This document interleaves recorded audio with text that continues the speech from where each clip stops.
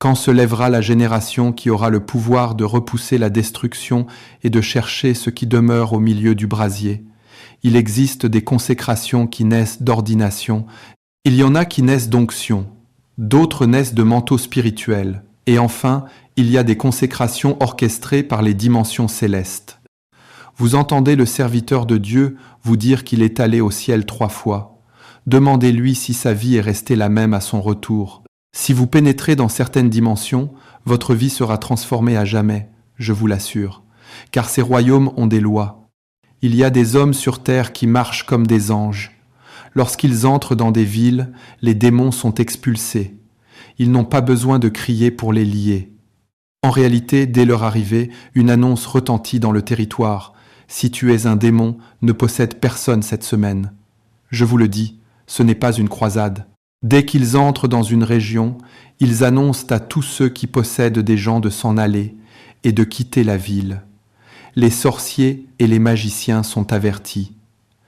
Si quelqu'un vient les consulter cette semaine, ils n'osent pas activer leur pouvoir. Quelqu'un est présent. Vous pensez que c'est une plaisanterie? Jésus a dit qu'il avait vu Satan tomber du ciel comme un éclair. Pourquoi pensez-vous que les choses bougent dans certains territoires? Est-ce seulement parce que certains d'entre nous jeûnent et prient? Il y a certains hommes qui ne peuvent pas mourir prématurément. S'ils partaient, le plan de Dieu rencontrerait un obstacle. Dieu les préserve donc pour que les jeunes générations puissent mûrir. N'avez-vous pas lu ce que Paul a dit? Il a déclaré que s'ils partaient, des loups cruels viendraient et chercheraient à attirer des disciples après eux. Ainsi, la présence de Paul à Éphèse maintenait l'Église dans l'ordre. Il dit dans l'Épître aux Colossiens, chapitre 4, verset 12, qu'Épaphras, l'un des leurs et serviteur de Christ, ne cesse de combattre pour eux dans ses prières, afin qu'ils se tiennent parfaits et pleinement convaincus. Ici, ce n'est pas le travail d'un pasteur ordinaire. Épaphras est présent. Ce qu'il générait depuis son autel maintenait toute l'Église dans la perfection et la plénitude. Ainsi, celui qui doit prophétiser le fait sans avoir appris les méthodes des prophètes. Celui qui doit opérer des miracles le fait sans même comprendre ce qui se passe. C'étaient des dimensions d'onction présentes parce qu'Épaphras était là. N'avez-vous pas lu votre Bible? Paul se rendait à Damas. Dès qu'il y est entré, il a été terrassé. Jésus lui a dit d'entrer dans la ville et qu'on lui dirait quoi faire. Qui était celui qui sécurisait la ville? Il s'appelait Ananias. Jésus est allé le voir pour lui dire d'aller prier pour Paul. Ananias a hésité, rappelant que cet homme causait des ravages à Jérusalem. Il avait sécurisé cette frontière et ne voulait pas le laisser entrer. Mais le Seigneur lui a répondu de ne pas s'inquiéter, car il avait une mission pour lui. Ce sont des réalités scripturaires. Pourquoi pensez-vous qu'Abraham pouvait regarder Sodome et Gomorrhée alors que Lot et sa femme ne le pouvaient pas? Tout le monde ne devient pas une statue de sel en regardant Sodome. Seul celui à qui on a ordonné de ne pas regarder subit ce sort. Mais il y a d'autres personnes qui dominent Sodome, et si l'on trouvait 50 justes, et 40, et 30, et 20, et 10, ce sont des dimensions spirituelles. Cet homme était le véritable maître de Sodome. La ville n'appartenait pas à ses habitants, elle appartenait à Abraham. C'était la négociation d'Abraham pour Sodome qui la préservait ou la détruisait. Imaginez que Dieu prononce un jugement de destruction sur une ville. Un homme se tient sur terre et dit « Abba Père, j'ai l'opportunité de me tenir dans ce conseil, puis-je intercéder pour cette terre ?» Et Dieu répond que tout ce qu'il dira sera fait. Il a négocié pour Sodome jusqu'à 10 personnes. Lot pensait qu'ils étaient égaux parce qu'ils possédaient le même nombre de têtes de bétail. Vous pouvez avoir autant de bétail l'un que l'autre, mais vos dimensions spirituelles sont différentes. Ce qui nous distingue, ce n'est pas le nombre de chèvres, de voitures, ou même le nombre de personnes qui assistent à nos services. Depuis quel lieu parlez-vous? Un homme peut n'avoir que 30 membres et parler depuis les cieux. Je sais que nous devons gagner des âmes, mais il existe le parvis extérieur, le lieu saint et le lieu très saint. Il y a des endroits où les foules n'entrent pas. Gagner des âmes sert à remplir le parvis extérieur, mais la législation spirituelle se déroule dans le lieu saint. Avant de continuer la vidéo, n'oubliez pas de soutenir notre nouveau livre, Les Généraux de Dieu, disponible dès maintenant. Si vous souhaitez vous le procurer, vous trouverez le lien dans la description de cette vidéo. Merci pour votre soutien et bonne suite de visionnage. On ne délivre pas les villes depuis le parvis extérieur. On y gagne et on y sauve des âmes. Mais pour délivrer des cités, seuls quelques-uns doivent entrer dans le lieu intérieur. Ce sont des dimensions. C'est pourquoi, lorsque je vois ces prédicateurs qui ignorent la vie de l'esprit dénigrer la consécration, je sais qu'ils ne sont que des théologiens. Ils ignorent ce qui se passe dans le monde spirituel. Ils ne savent même pas pourquoi les gens sont sauvés lorsqu'ils prêchent. Ceci est la doctrine apostolique. Pardonnez-moi si je ne vous parle pas comme un simple instructeur. Je vous dis des choses qui éveilleront votre ordination. Je vous parle d'une vie propulsée par l'esprit, par la loi de la vie, par les manteaux, les onctions, les ordinations et les dimensions célestes. Dieu nous a créés pour dominer. Nous n'avons pas été créés pour vivre selon la terre. Nous habitons sur terre, mais nous vivons depuis le ciel. La Bible dit de Jésus qu'il est le Fils de l'homme qui est dans le ciel, alors qu'il marchait à Nazareth. Ce n'est pas du légalisme. C'est pourquoi je ne vais pas vous dire comment vous coiffer ou vous habiller. En tant que pasteur, nous pouvons vous donner des conseils de modération selon les Écritures, mais nous ne prescrivons pas d'autres lois. Je ne vous dirai pas quoi manger, ni quand, ni quelle fête fréquenter. Mais retenez ceci, si vous avez le Saint-Esprit, il vous conduira. Dans Marc, chapitre 1, verset 12, il est dit que l'Esprit le poussa dans le désert pour être tenté par le diable. Il vous poussera aussi. Si vous avez la vie éternelle, elle vous donnera des lois par des impulsions et des incitations intérieures. Beaucoup de chrétiens sont faibles malgré toutes leurs révélations parce qu'ils ont sous-estimé la consécration. Ils ont lu dans la Bible que nous avons été transportés dans le royaume de son Fils bien-aimé. Pourtant, Satan se moque d'eux et ils ne comprennent pas pourquoi. C'est parce que lorsque le Saint-Esprit parle, ils le font taire. Lorsque la vie les sollicite, ils l'ignorent. Ils n'entrent jamais dans leur dimension ni dans leur ordination. Pourtant, avant que vous ne soyez formés dans le ventre de votre mère, il vous connaissait. Il vous avait ordonné prophète. Quand le deviendrez-vous ? C'est ainsi que des Déborah et des Esther se perdent. Leurs cahiers sont remplis de principes, mais elles ne deviennent jamais ce qu'elles doivent être.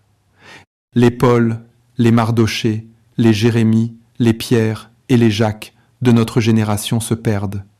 Ils reçoivent beaucoup de formation, mais ne parviennent jamais à la réalisation. Car lorsque la formation humaine s'achève, le véritable instructeur commence son œuvre. Son nom est le Saint-Esprit.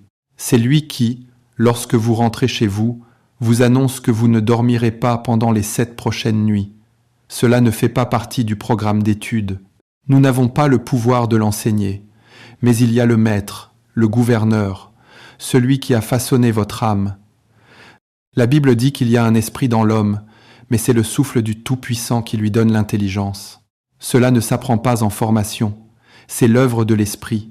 Il connaît votre structure, il vous a formé dans l'éternité. Il sait qu'en 2005, votre voix devait être entendue. Il sait que Londres doit être conquise parce qu'il a ordonné vos pas. Mais où est votre poids spirituel ? Où sont vos ailes ? Où sont vos manteaux ? Où sont vos onctions ? Une génération doit se lever. Dieu merci pour ce que nous savons, mais il y a des dimensions auxquelles il faut accéder. Cela commence par l'apprentissage, puis cela devient un voyage dans l'esprit. Tu règnes, ancien roi de Sion, saint, saint, tu es puissant sur ton trône. Asseyez-vous, je vous prie. Puisqu'il s'agit d'une formation, approfondissons le sujet. Laissez-moi vous montrer comment le Saint-Esprit commence à vous diriger, quand la vie commence à vous solliciter, quand vos ordinations commencent à vous appeler et quand les dimensions célestes commencent à vous attirer. Laissez-moi vous montrer les couloirs par lesquels il vous fera passer. Le premier niveau est la consécration du croyant. Quiconque porte la vie de Dieu, possède le Saint-Esprit et a un avenir avec Dieu doit être conduit par l'Esprit à travers ces étapes. La consécration du croyant comporte 5 couches. La première est la pureté. Quand le Saint-Esprit commence à vous diriger, la pureté devient pour vous une loi. C'est le premier chemin par lequel le Saint-Esprit conduit les croyants. Dans la deuxième épître à Timothée, chapitre 2, versets 19 à 21, la Bible dit que le solide fondement de Dieu reste inébranlable. Le Seigneur connaît ceux qui lui appartiennent, et quiconque prononce le nom du Seigneur doit se détourner de l'iniquité. Dans une grande maison, il nous montre qu'il s'agit d'un service pour le royaume. Ce n'est pas juste une question d'être sauvé et d'aller au ciel. Dans une grande maison, il n'y a pas seulement des vases d'or et d'argent, mais aussi de bois et de terre. Les uns sont pour un usage noble, les autres pour un usage vil. Le verset 21 est essentiel.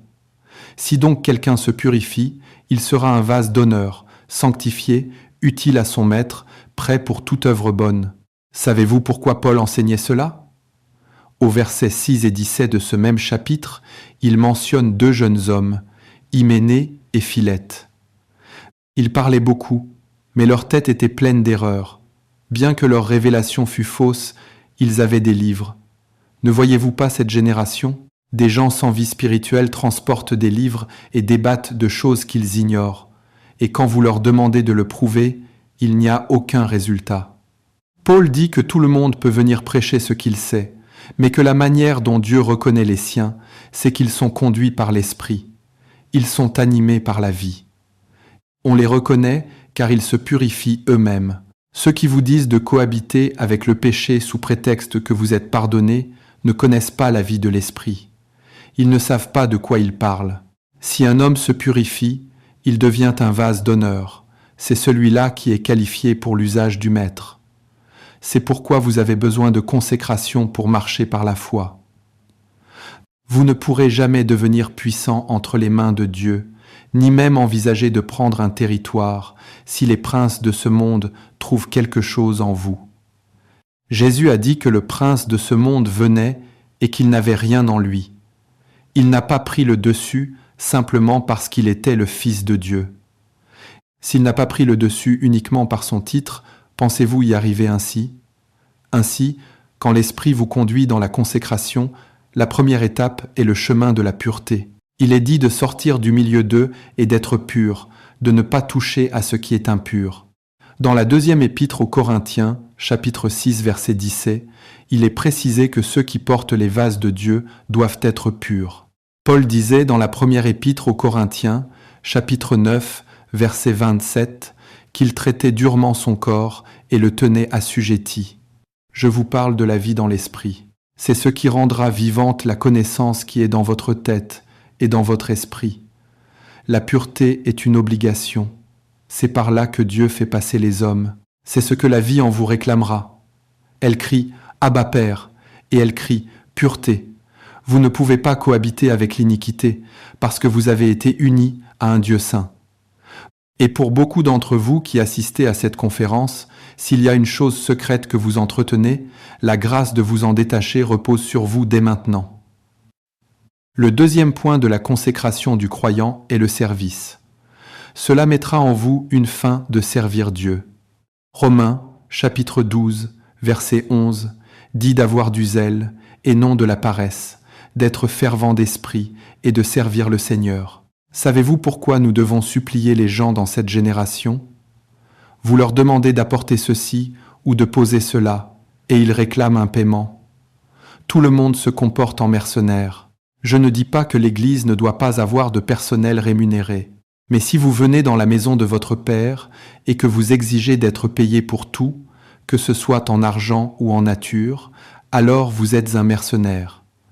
Ceux qui sont fervents d'esprit sont poussés par une force intérieure. À l'époque de nos pères, on punissait les gens à l'Église en leur retirant leurs responsabilités. Dans notre génération, il faut supplier les gens et leur offrir des compensations pour qu'ils agissent. Et nous espérons manifester la puissance que nos pères ont connue parce que nous pensons avoir plus de révélations. Ne nous trompons-nous pas nous-mêmes ? Sommes-nous vraiment loyaux envers l'esprit que nous voulons représenter ? Quand l'esprit vous conduit, c'est vers le service. Cela brûlera en vous comme un feu, Ceux qui ont véritablement la vie de Dieu vont dans les rues gagner des âmes chaque semaine. On ne les forme pas pour qu'ils sortent, on les forme pour qu'ils le fassent correctement, parce qu'ils sont déjà sur le terrain. La chose les pousse. Demandez à nos pères ici présents, ils vous le diront. Certains ont tout arrêté pour se consacrer au service. Je ne vous dis pas de commettre des actes imprudents sans discernement, mais si cet esprit a commencé à vous conduire, si vous percevez votre ordination, le service deviendra une nécessité absolue. C'est la consécration. Le troisième canal par lequel le Saint-Esprit dirige un croyant est celui de la dévotion à Dieu. Dans Matthieu, chapitre 22, verset 37, Jésus dit d'aimer le Seigneur ton Dieu de tout ton cœur, de toute ton âme et de toute ta pensée.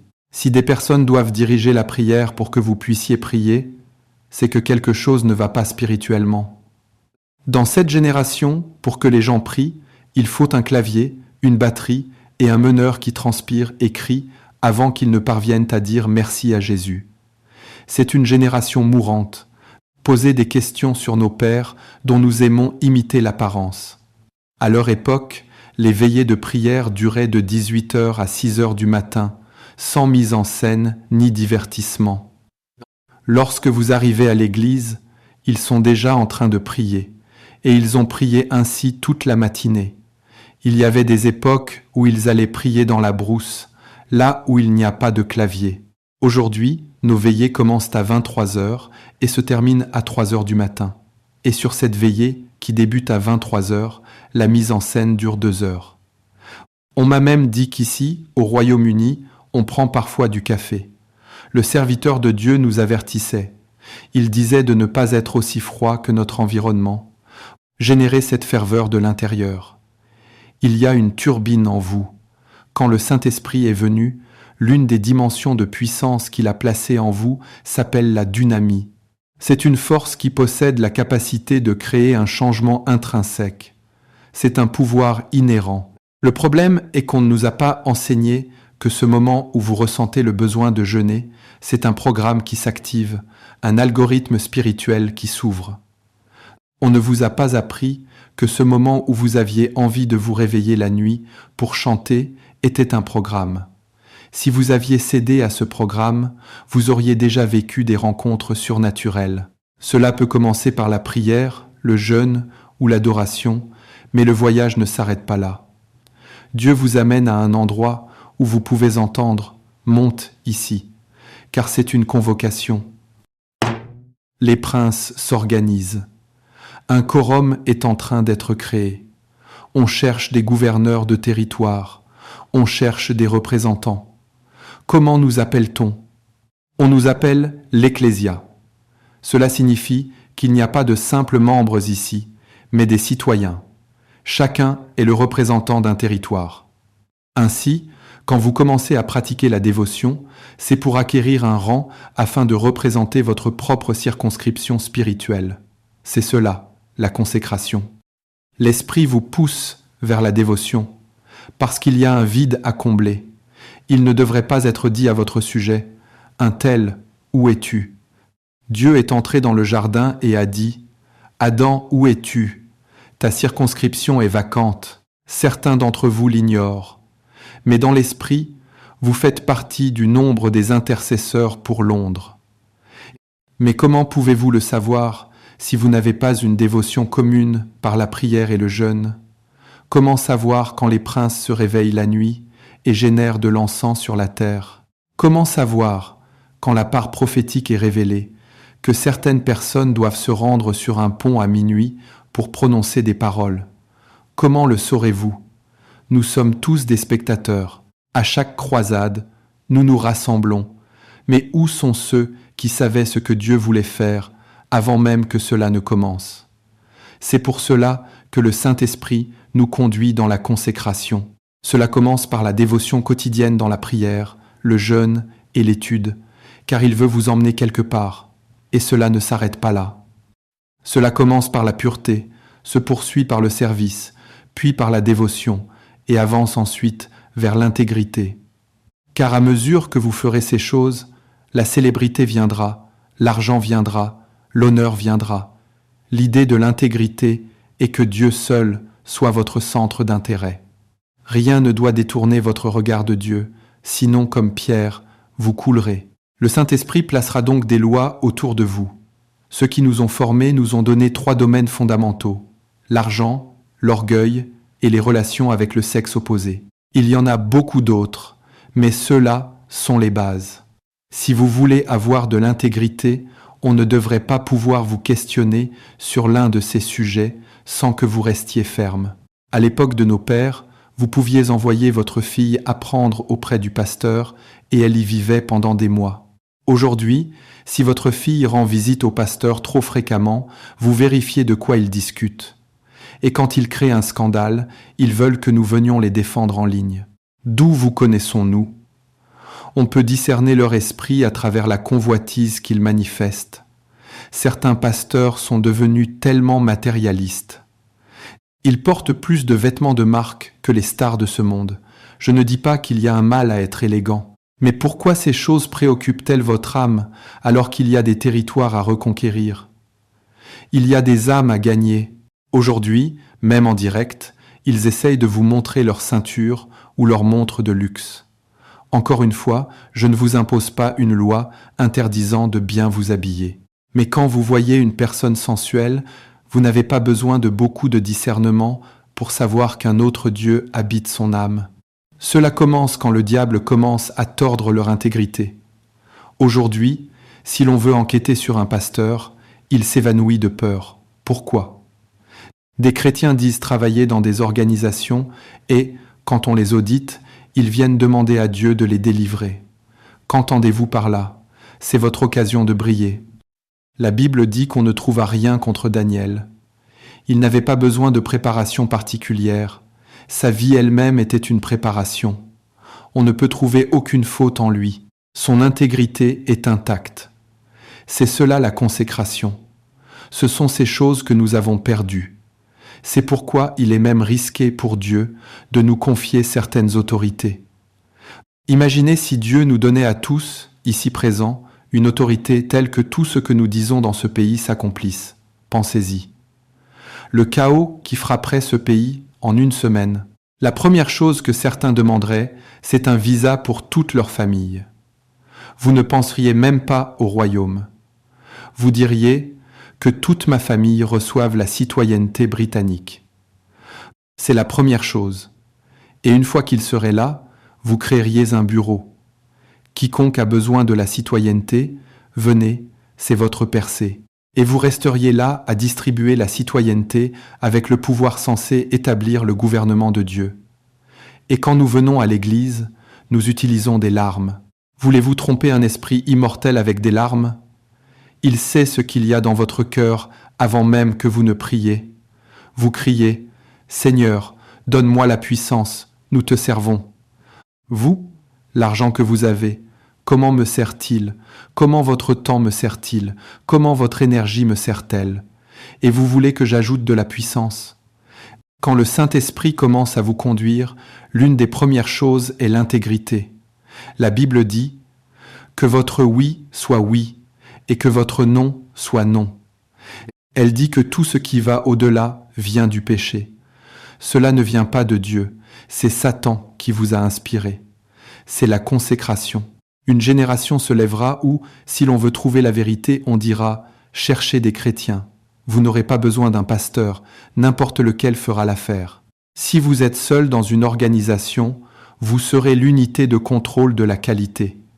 S'ils ont besoin de la vérité, ils diront « Cherchez Madeleine, elle vous dira ce qu'il en est. » Et vous le direz, même si cela vous blesse, car il n'y a pas de place pour le compromis. Regardez les 3 jeunes Hébreux. « Ô roi, nous n'avons pas besoin de te répondre sur ce point. Si tu veux, chauffe la fournaise 7 fois plus, nous ne nous prosternerons pas. Notre Dieu que nous servons peut nous délivrer, mais même s'il ne le fait pas, nous ne nous prosternerons pas. Nous ne le servons pas pour ce qu'il donne. Merci à Dieu pour ses dons, mais nous le servons pour qui il est. » Le numéro 5, après l'intégrité, c'est le sacrifice et le renoncement à soi. Le serviteur de Dieu en a parlé longuement, donc je ne perdrai pas notre temps. Mais si le Saint-Esprit est vraiment celui qui vous conduit, il vous donnera chaque jour une croix à porter. C'est pour cela que vous ne pouvez pas être un disciple tant que vous ne portez pas votre croix. Cette génération égocentrée n'a pas de place dans le royaume de Dieu. Nous n'y avons aucune part, nous ne pensons qu'à nous-mêmes. Même la mort de Jésus sur la croix ne signifie rien pour nous, c'est juste une autre leçon d'histoire.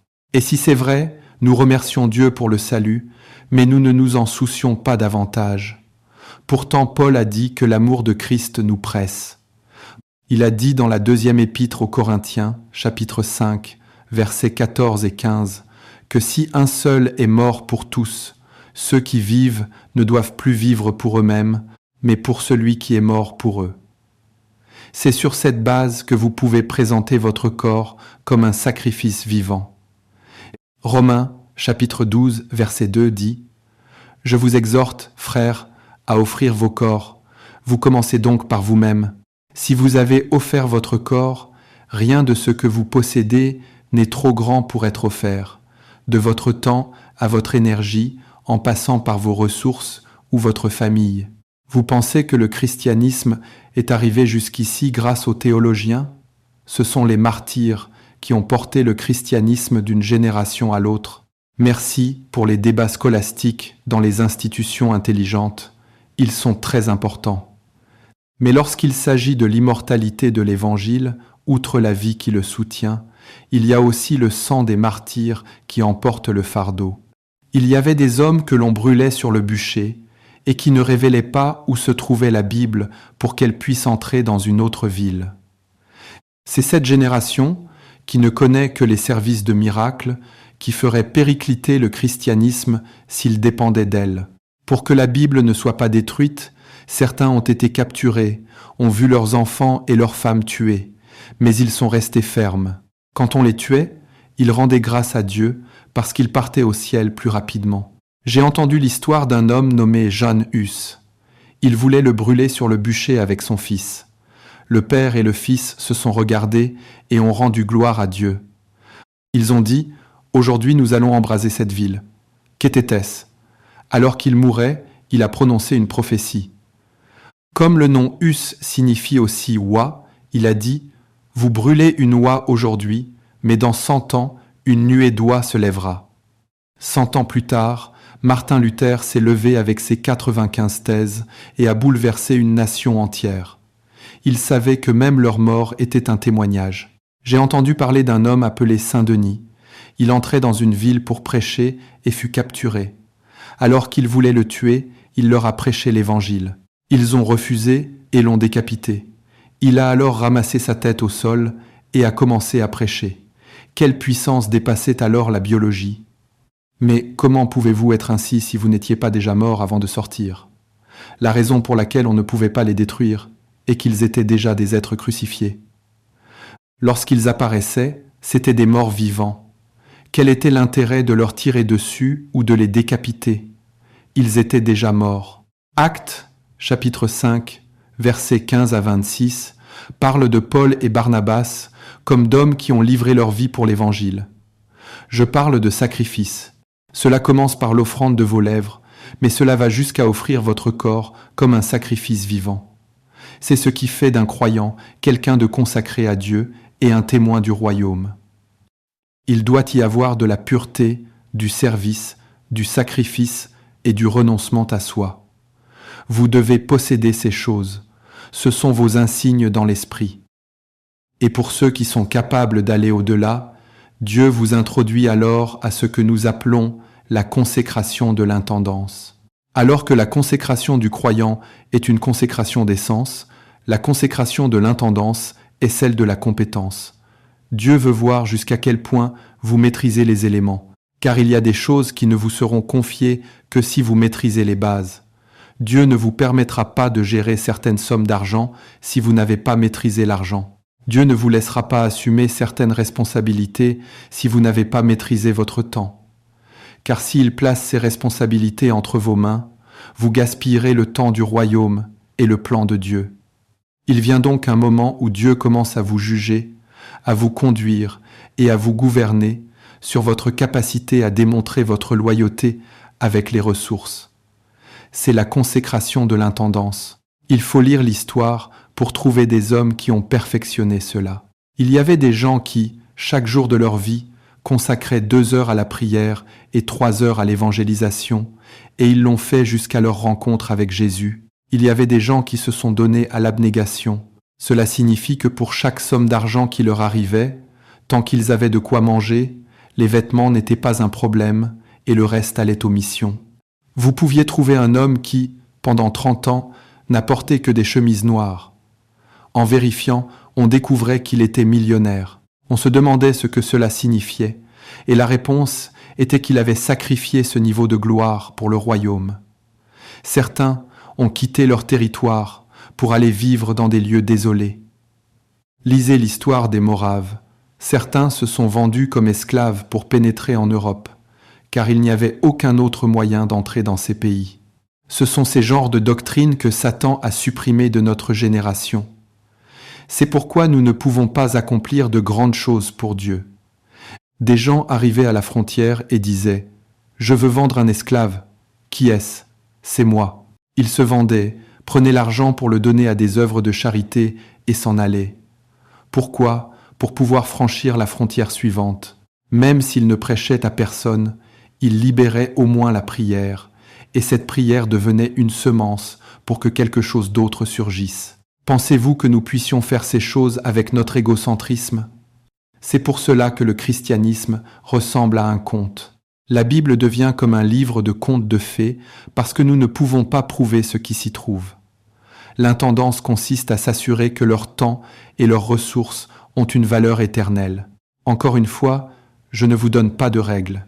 C'est le Saint-Esprit qui vous stimulera selon le niveau de votre engagement. Après la consécration du croyant, il vous amène à la consécration de l'intendance. Puis il vous emmène plus loin, car à partir de ce niveau, vous arrivez à ce qu'on appelle la consécration sacerdotale. Lorsque nous citons l'Apocalypse, chapitre 1, verset 6, disant qu'il a fait de nous des rois et des prêtres, je me demande si nous savons ce que cela signifie. Car notre idée du prêtre et du roi est d'exercer une domination. Savez-vous ce qu'est un prêtre ? En lisant le Nouveau Testament et en voyant les consécrations des prêtres de l'Ancien Testament, vous seriez choqués, car c'était une image et une ombre.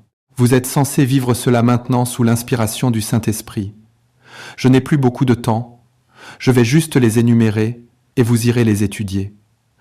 Mais quand on étudie le prêtre, même son vêtement était une consécration. Ce que le prêtre portait sur la tête, le turban, portait une inscription « Sainteté à l'Éternel ». Cela signifie que cet homme ne s'appartient pas. Dès que vous le voyez, la première déclaration que sa vie vous adresse est « J'appartiens à Dieu ». Il est consacré au Seigneur. J'ai lu l'histoire d'un missionnaire qui voyageait. Des gens jouaient aux cartes et lui ont demandé de les rejoindre car ils avaient besoin d'une 4e personne. Il a répondu « Je n'ai pas apporté mes mains ». Ils l'ont regardé et ont dit « Ah, ne sont-ce pas là des mains ?» Il a dit « Non, celles-ci appartiennent à Jésus. Je ne les utilise que pour ce qu'il approuve. » Jouer aux cartes ? Comment ? Où trouverai-je le temps ? Vous êtes ici à dire qu'il y a de la tentation à Londres, consacrée à Dieu. Sur les épaules du prêtre, il y avait 6 noms des tribus d'Israël de chaque côté. Cela signifie qu'il porte des fardeaux. Il n'a pas le droit de vivre sans intercession. Sa vie est donnée à l'intercession. Le poids de l'iniquité d'Israël, il le porte. Je ne dis pas que vous portez les péchés du monde, mais je dis qu'en tant que prêtre, il doit y avoir des secteurs qui vous sont alloués pour vous engager dans la prière. Merci d'avoir regardé la vidéo. N'oubliez pas que vous pouvez soutenir la chaîne tout en découvrant encore plus de contenu intéressant. Si vous aimez ce que nous partageons ici, n'hésitez pas à acheter notre livre disponible dès maintenant. C'est une excellente façon de nous encourager et de nous aider à continuer à produire davantage de vidéos de qualité. Vous trouverez le lien du livre dans la description juste en dessous. Merci beaucoup pour votre soutien. Soyez bénis.